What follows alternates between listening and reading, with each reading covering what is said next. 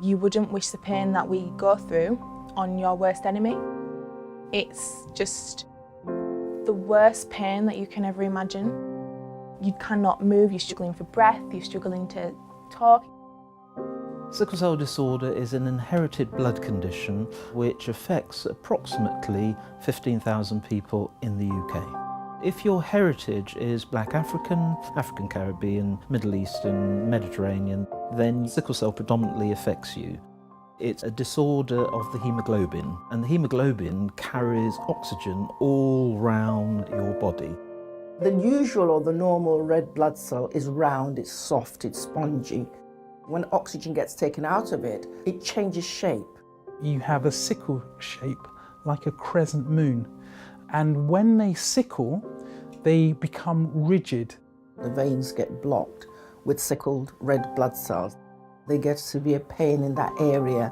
They're likely to have some emotional distress as a result of maybe the pain or the symptoms. People might have some difficulty in coping with it. This illness kills people. It causes damage to organs. It can cause strokes. The world needs a far greater awareness than is currently available. The Sickle Cell Society is a community-based organisation that predominantly works with people who live with sickle cell and their families.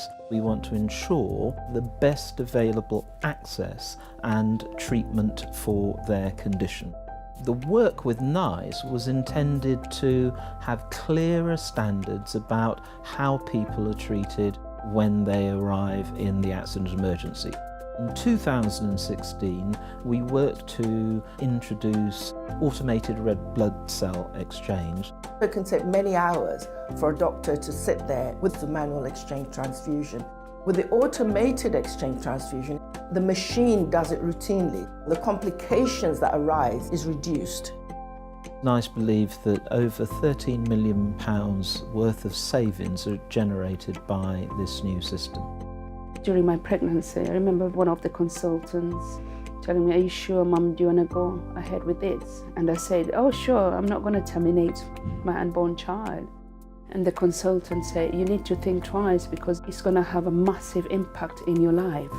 We've always recognised there's been a problem about prenatal diagnosis and the experience of women. The fact that they presented early didn't mean that they were offered prenatal diagnosis early. The NHS wasn't performing to the standards that we set. So we commissioned the Society to help us understand the reasons for that.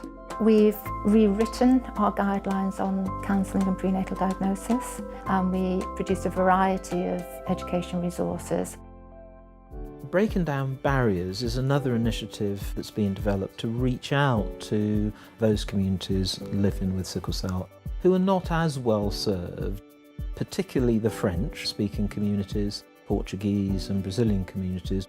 The Sickle Cell Society operates a helpline that gives people whatever support that they need, and it's predominantly for people who live with sickle cell, but also families, individuals and organisations.